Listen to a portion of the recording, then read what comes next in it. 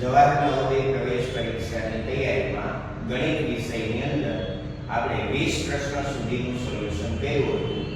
આપણે આગળ સંખ્યા પદ્ધતિમાં 21મા પ્રશ્નથી આગળ વધીશું.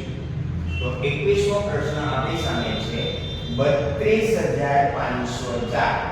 આ સંખ્યામાં બે અંકની દાર્શનિક કિંમત જણાવો. બે અંકની દાર્શનિક કિંમત, કોઈ પણ અંકની દાર્શનિક કિંમત એટલે જે કિંમત આપણને દેખાય છે તે જ, મતલબ બેની કિંમત છે 2. જો સ્થાન કિંમત પૂછી હોત વિદ્યાર્થી મિત્રો તો બેની સ્થાન કિંમત 2000 આવે, પરંતુ દાર્શનિક કિંમત પૂછી છે તો દાર્શનિક કિંમત સંખ્યા પોતે જ આવે 2. નેક્સ્ટ માં છે 7,65,467. આ સંખ્યામાં દરેક 7 અંકની દાર્શનિક કિંમતનો સરવાળો કેટલો થાય? હવે 7 અંકની દાર્શનિક કિંમત અને દરેક 7 અંકની એટલે કે 7 અહીંયા બે વખત આપવામાં આવ્યા છે. તો 7 + 7 એટલે 14. કેમ? તો કે આપણે માત્ર દાર્શનિક કિંમતનો જ સરવાળો કીધો છે. તો 7 + 7 એટલે 14. દાર્શનિક કિંમત સંખ્યા પોતે. નેક્સ્ટ 32504. આ સંખ્યામાં બેની દાર્શનિક કિંમત અને સ્થાન કિંમતનો સરવાળો કેટલો? હવે અહીંયા બે વસ્તુ માંગેલી છે. બેની સ્થાન કિંમત જો આપણે જોવા જઈએ તો બેની સ્થાન કિંમત થાય છે અહીંયા 2000. બે અંકની દાર્શનિક કિંમત, તો બેની દાર્શનિક કિંમત આપણી પાસે થાય છે 2. હવે આ બંનેનો સરવાળો માંગ્યો છે તો 2 + 0 એટલે 2, 0, 0 અને 2 એટલે કે 2002 એનો સરવાળો થાય. આપણો જવાબ આવે છે બી. Next question 6,43,243. આ સંખ્યામાં બંને 4 અંકની સ્થાન કિંમત અને દાર્શનિક કિંમત અનુક્રમે કેટલો તફાવત છે? 4 ની સ્થાન કિંમત જોવા જઈએ તો 1 4 છે એની સ્થાન કિંમત આપણી પાસે થાય છે 40,000. જો 4 પછી 1 2 3 અને 4 અંક છે એટલે 4 એ 4 0 થશે. બીજો અંક છે 4, પછી એના પછી છે એકમ અને દશકનો અંક એટલે અહીંયા થાય છે 40. તો તફાવત કરવાનો છે એટલે બાદબાકી કરશું આપણે. તો 0 માંથી 0 એટલે 0, 0 માંથી 4 નહીં જાય, એના આગળ આવશું, એમાં કંઈ નથી, એમાં આગળ, એમાં પણ કંઈ નથી એટલે અહીંયા થશે 3, અહીંયા 9, અહીંયા 9 અને અહીંયા થશે 10. 10 માંથી 4 જશે તો 6, 9 ના 9, 9 ના 9 અને 3 ના 3 એટલે કે 39,960. બીજું છે કે આપણને કીધું છે 4 અંકની દાર્શનિક કિંમત નો તફાવત. હવે દાર્શનિક કિંમત એટલે આ 4 ની 4 છે અને આ 4 ની પણ દાર્શનિક કિંમત તો સંખ્યા પોતે એટલે 4 - 4 એટલે 0. તો આપણો જવાબ આવે છે A. પરંતુ એમાં ભૂલથી અહીંયા એક અંકમાં મિસ્ટેક છે કે 39,960 થાય છે. તો અહીંયા એક 9 ભૂલથી વધારે પ્રિન્ટ થઈ ગયો છે એટલે આપણે અહીંયા જવાબમાં સુધારી નાખશું 39,960 અને 0. પરંતુ જવાબ આપણો છે A. Next question 3,151. આ સંખ્યામાં 1 નો સ્થાનીય માનનો ભાગાકાર કેટલો થાય? સ્થાનીય માન એટલે સ્થાન કિંમત. તો 1 ની સ્થાન કિંમત અહીંયા 1 માં થશે 100 અને 1 માં થશે 1. ભાગાકાર કરવાનો છે એટલે આપણે છેદમાં લખીશું 100/1 એટલે 100. આપણો જવાબ આવે છે A. નેક્સ્ટ 18,96,547. આમાં સૌથી મોટા અંક અને નાના અંકની સ્થાન કિંમત તફાવત. સૌથી મોટો અંક એટલે કોણ? 9. તો 9 ની સ્થાન કિંમત આપણે જોવા જઈએ તો 1 2 3 અને 4 શૂન્ય લાગે એટલે કે 9 ની સ્થાન કિંમત છે 90000. અને નાનામાં નાનો અંક કોણ છે? તો કે 1.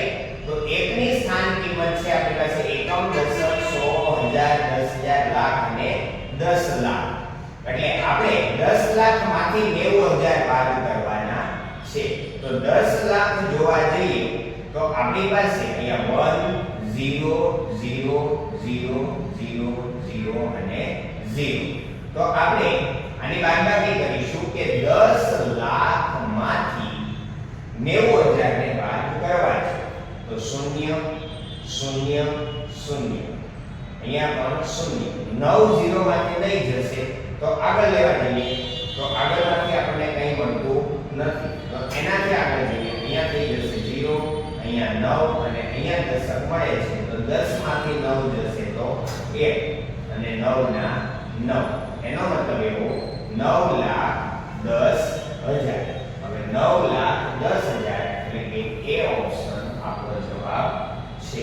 એના પછીના પ્રશ્નમાં આપણી પાસે એવું કીધું છે કે જે સંખ્યાની અલગ અલગ અંકની સ્થાન કિંમત આપેલી છે, એકની 60,000, 300 અને 3. તો આપણે અહીંયા સંખ્યા કઈ હશે? તો એનો મતલબ આપણે એવું કરી દઈએ કે 60,000 હતા, 300 હતા અને 3. તો બધાનો સરવાળો જો આપણે કરી દઈએ, અહીંયા બાકી કાંઈ નથી તો ત્યાં 0 આપણે મૂકી શકીએ. આપણી સરળતા અહીંયા 3, અહીંયા 0, અહીંયા 3, અહીંયા 0 અને અહીંયા 6. 60,303. એટલે આપણો જવાબ થાય છે વિદ્યાર્થી મિત્રો ડી, 60,303. નેક્સ્ટ ક્વેશ્ચન આપણી પાસે એકમ, દશક, સો, હજાર, 10,000 અને લાખ એટલે કે 3,04,562 આવી સંખ્યા છે.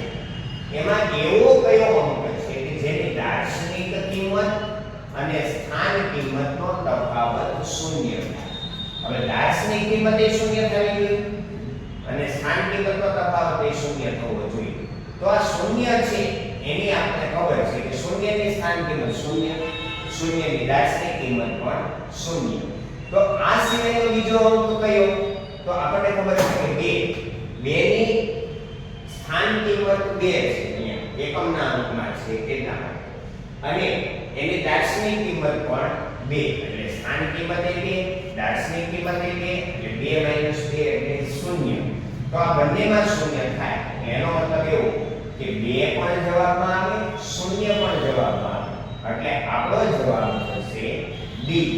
એ અને સી બંને વિકલ્પો જવાબમાં આવે. નેક્સ્ટ ક્વેશ્ચન, નીચેનામાંથી કયા અંકનું મૂલ્ય કોઈ પણ સંખ્યા માટે દાર્શનિક કિંમત અને સ્થાન કિંમતના મૂલ્યો સમાન આવે? તો એક જ અંક એવો છે એની દાર્શનિક કિંમત અને સ્થાન કિંમત બંને કેવું મળે? સમાન. અને એ અંક છે 0. 0 ને કોઈ પણ સ્થાનમાં રાખવામાં આવે એની સ્થાન કિંમત 0 રહે અને એની દાર્શનિક કિંમત તો 0 છે. તો આપણો જવાબ એ. નેક્સ્ટ ક્વેશ્ચન, કુલ 7 અંકની એક સંખ્યા આપેલી છે. 7 અંકની સંખ્યા આપેલી છે, તેમાં મધ્યમાં 3 અંક ગોઠવાયેલા છે. તો 3 અંકની સ્થાન કિંમત અને દાર્શનિક કિંમતનો ગુણાકાર કેટલો થશે? તો પહેલા તો 7 અંકની સંખ્યા તો આપણે લખી દઈએ 1 2 3 4 5 6 7. 7 અંક છે, એમાં બરાબર વચ્ચે એટલે 3 આ બાજુ છોડી દો, 3 આ બાજુ છોડી દો. એટલે વચ્ચે જે સંખ્યા છે તે કઈ છે? તો કે 3. 3 ને વચ્ચે રાખવામાં આવ્યા છે. તો 3 છે અહીંયા. તો આપણને ખબર છે કે 3 ની સ્થાન કિંમત કેટલી થશે? બાકીની બધી સંખ્યાઓમાં 3 છે, એકમ, દશક, સો અને હજારના સ્થાનમાં. એટલે 3 ની સ્થાન કિંમત થઈ 3. અને એની દાર્શનિક કિંમત પણ પૂછી છે. તો ગુણાકારમાં એની દાર્શનિક કિંમત કેટલી છે? 3. તો 3 0 0 3 0 0 3 0 0 અને 3 9. એટલે આપણો જવાબ સમજ પડી વિદ્યાર્થી મિત્રો? અહીંયા આપણે આ બાકીના જે 10 પ્રશ્નો હતા એનું સોલ્યુશન કર્યું.